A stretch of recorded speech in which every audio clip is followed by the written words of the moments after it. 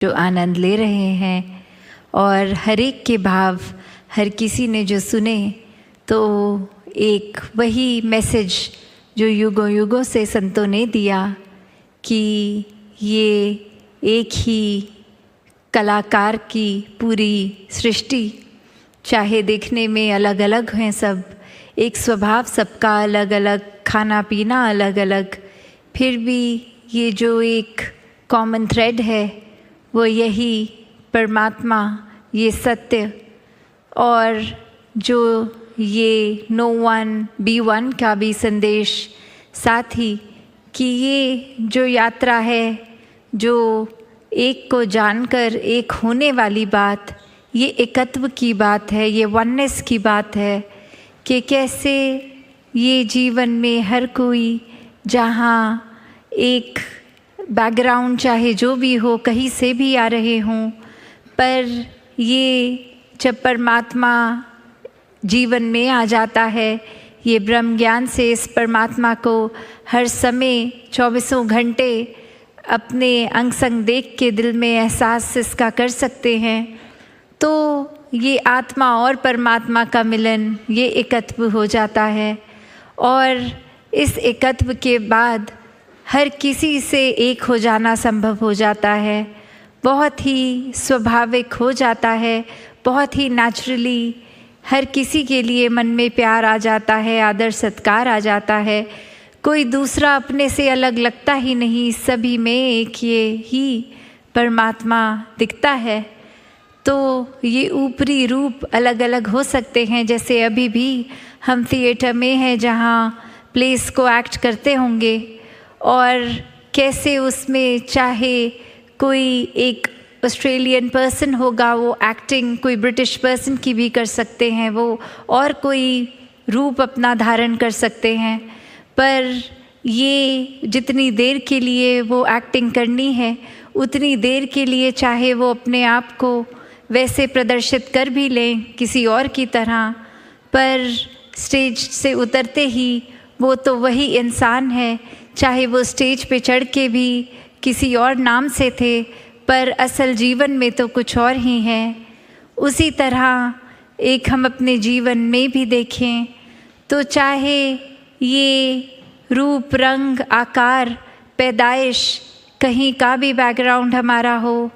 ये हमारा हकीकत नहीं है, ये तो इस परमात्मा ने एक किरदार की तरह ये भेज दिया इस संसार में। तो असल क्या है हम, ये आत्मा तो शरीर नहीं है, और ये परमात्मा आत्मा का ही मिलन सच्चाई है, क्योंकि ये परमात्मा खुद सच्चाई है, यही सच है, यही समय के साथ नहीं बदलता, यही नहीं कटता, इसी का एक विस्तार सीमित नहीं है, ये समय के साथ नहीं बदलता। तो कैसे जब इस स्थिर के साथ मन जुड़ जाता है तो असल में हम जीते जी भी स्थिर हो जाते हैं, जीते जी इस ब्रह्म में लीन हो जाते हैं, और फिर इसी जीवन के दौरान इसके साथ हर समय जुड़ेंगे तो ये मोक्ष मुक्ति, ये सैल्वेशन की बात कि ये हकदार भी तभी बनेंगे जब हर पल जीते जी इसको मन में बसाएंगे। तो कैसे एक जीवन में जहाँ मानवीय गुणों की बात होती है, ये ह्यूमन वैल्यूज़ की होती है, ये भी तभी स्वाभाविक आ जाते हैं जब जीवन में एक परमात्मा को इस कदर बसाया कि इसके साथ के जुड़ी हुई हर गुण हमारे जीवन में आ गए। ये जैसा असीम है तो ऐसे ही हमने अपने मन को भी विशाल करना है, एक दूसरे से एक खटास के भाव, एक नफ़रत के भाव, तंगदिली में नहीं फंसना है। ये परमात्मा को अक्सर प्यार के साथ ही बोलते हैं कि love is God and God is love. उसी तरह प्यार बन के हर किसी को हमने भी प्यार बांटना है। ऐसा कोई भी मानवीय गुण अगर हम देख लें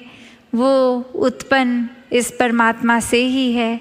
और जितना ज़्यादा ये आत्मा इस परमात्मा में लीन हो जाएगी, इसमें एकमिक हो जाएगी, उतना ही असल का इंसान हम बन के ये मनुष्य का तन मिला है, तो ऐसा ही जीवन भी जिएंगे। फिर ये कोई बनावटी गुण नहीं होंगे कि कुछ चंद व्यक्तियों के साथ आज हैं, मिलना है तो कुछ घंटों के लिए अच्छे बन गए। नहीं, भक्त तो हर समय का ही भक्त होता है, कुछ घंटों का भक्त नहीं होता। चाहे वो सत्संग में है उस समय, या घर में, या कामकाज में, भक्त तो भक्त ही होगा। जैसे कोई स्टूडेंट्स हैं, अगर वो स्कूल के अंदर भी उस समय हैं तो भी वो स्टूडेंट ही कहलाया जाएगा। जब वो समर ब्रेक पे हैं, अपनी छुट्टियों पे, तो भी कोई पूछे आप क्या करते हैं तो जवाब में यही आएगा, हम स्टूडेंट हैं। चाहे वो पूरी छुट्टियों में एक किताब, एक अक्षर भी ना पढ़ा हो, वो रहेंगे तो स्टूडेंट्स ही। तो ऐसे ही एक जीवन भक्त का, जहाँ हर समय 24 घंटे की भक्ति है, ये उठते बैठते सोते जागते अपनी सारी रोल्स एंड रिस्पॉन्सिबिलिटीज़, ये कर्तव्यों को निभाते हुए भी भक्ति ही भक्त हर समय करता है। कोई काम में जब प्राथमिकता इस परमात्मा को दी जाए, वो स्वाभाविक रूप में ही भक्ति बन जाती है। ये एहसास की बात है, ये एक में खोकर उसी से अपने आप को अलग ना महसूस करते हुए, तो ऐसा ही जीवन जीना भक्तों ने सिखाया है। वरना तो जिस समय हम इस परमात्मा को भूल जाएं, वहीं अहंकार भी मन में साथ ही आ जाएगा, नेगेटिविटी आ जाएगी, अंधेरे आ जाएंगे। तो ऐसा भी स्वभाव बन जाता है इंसान का कि फिर एक दूसरे से नफ़रत करने के अनेकों कारण बना लेगा, जो कारण होगा भी नहीं। ऐसे भी कह देंगे कि वो इंसान पसंद नहीं है, कारण नहीं पता क्यों नहीं अच्छा लगता, बस अच्छा नहीं लगता, ऐसा तक कह देते हैं, सोच बना लेते हैं, बेवजह ही नफ़रतों के कारण बन जाते हैं। और जैसे संसार में हम देखते हैं that people do odd things to get even, कि किसी के लिए एक मन में बात रख ली कि ये इंसान ने एक समय पे कुछ ऐसी बात कह दी थी, वो आज तक दिल में है हमारे, उस इंसान को माफ़ नहीं कर पा रहे, उस इंसान के साथ प्यार नहीं कर पा रहे, इतने हिसाब रख के बैठे हैं, इतना बोझ हम अपने अंदर मन के बना कर बैठे हैं कि ये एक समय आएगा तो उसने मेरे साथ ऐसा किया तो मैं उसके ये बोलूँगा, ये करूँगा। ऐसे तो ये स्कोर सेटल हो रहा है आज की दुनिया में कि किसी ने कुछ कहा तो उससे बढ़ चढ़ कर और बुरा उसको कह दिया जाए, जबकि ये इंसान का किरदार तो इस परमात्मा ने प्रेम बना कर रखा है। तो कैसे हम अपने से अलग ही व्यवहार करते जा रहे हैं, जो मूल रूप में ये परमात्मा के गुण हैं हम में, उससे तो काफ़ी अलग हैवानों वाला जीवन जी रहे हैं। तो जीवन के श्वास बहुत ही अनमोल हैं, इनको व्यर्थ नहीं जाने देना, वरना तो एक पल लगता है सूक्ष्म सा भी अहंकार आने में, ये इतना छोटा भी कि खुद को भी अक्सर पता नहीं लगता कि इस समय वो विनम्रता हमारे अंदर नहीं है, एक अहंकार ने उसकी जगह ले ली है। जैसे एक कहानी भी है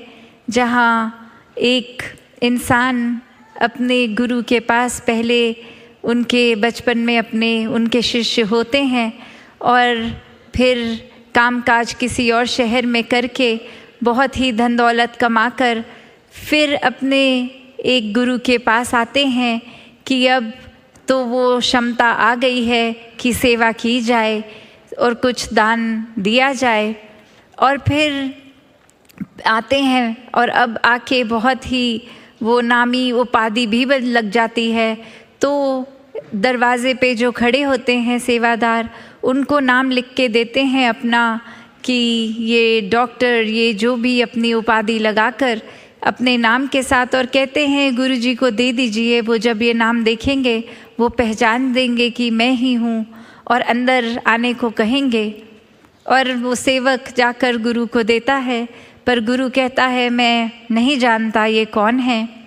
और फिर यही बात कन्वे की जाती है। इस बार वो अपनी उपाधि हटा के सिर्फ नाम लिख कर देते हैं और अपने आप की ये गलती रियलाइज़ करके, और इस समय वो एंट्री मिल जाती है, गुरु आने देते हैं। और जब वो भेंट के लिए बहुत ये जो भी सामग्री लाए होते हैं वो रखते हैं, चाहे वो रखने के समय वो सामान से कोई भी आवाज़ नहीं आती, फिर भी गुरु ऐसा कहते हैं कि अगर रखना ही था, कुछ भेंट करना ही था तो बहुत आराम से रखते, इतना शोर क्यों मचा के रख रहे हो।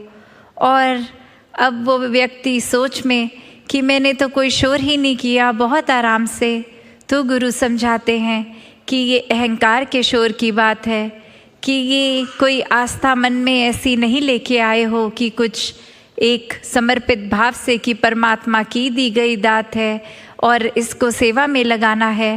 पर ये दिखाने के लिए कि यहाँ किसी के पास और इतनी धन दौलत नहीं जितनी मेरी, तो उस भाव से रख रहे थे। तो ये भाव का शोर है, तो भावों का शोर नहीं, आराम से विनम्रता से रखना चाहिए था। और ऐसा फिर ये सीख उस शिष्य को मिलती है और उतने में ये ही भाव आता है मन में कि ये जीवन तो एक, हम जिसको अहंकार में रच लेते हैं कि हमारे शरीर में इतना बल है, हमारी बुद्धि इतनी तेज़ है, हमारा जीवन तो ऐसा है जैसा और किसी का होगा ही नहीं। तो बात वही कि इस कर्ता को हम भूल रहे हैं कि ये परमात्मा ने ही सब कुछ दिया है। एक कस्टोडियन की तरह हमारे को ये कुछ साल मिले हैं शरीर की तरह लिए, और इसको सिर्फ सदुपयोग में ही लगाएं। अगर शरीर का बल है तो किसी को गिराने में नहीं, किसी को उठाने में वो बल का इस्तेमाल हो। एक अगर दिमाग भी तेज़ है तो चतुर चालाकियों में एक ना डलते हुए एक अपनी बुद्धि को भी सदुपयोग में लाएं। ये किस तरह से पूरे संसार का भला हो सकता है, ऐसे में लगाएं। ऐसे अनेकों पहलू जो भी हम देखें, हर एक के पीछे ये दातार ही है जो देने वाला है। बस मन को काबू हमने करना है, क्योंकि अक्सर चालाकी में हम ऐसा भी कर देते हैं कि हमारे अंदर अगर कोई नेगेटिव भाव आ रहे हैं, कोई चालाकियाँ आ रही हैं, तो भी तो परमात्मा ही ला रहा है वो ख्याल भी।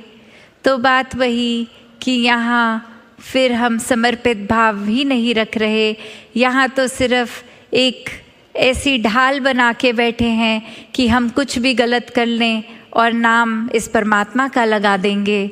तो बात वही कि जीवन में अपने हर किसी ने इस परमात्मा से जुड़ना तो है, पर सही कारण से,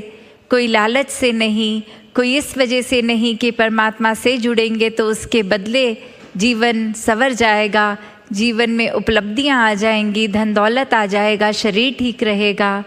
पर इसलिए जुड़ना है क्योंकि ये परमात्मा ही जुड़ने लायक है। बाकी सब माया संसार की क्षण भंगुर, इसने आज नहीं तो कल रूप बदलना है, चले जाना है। सिर्फ परमात्मा ही कायम दायम टिकने वाला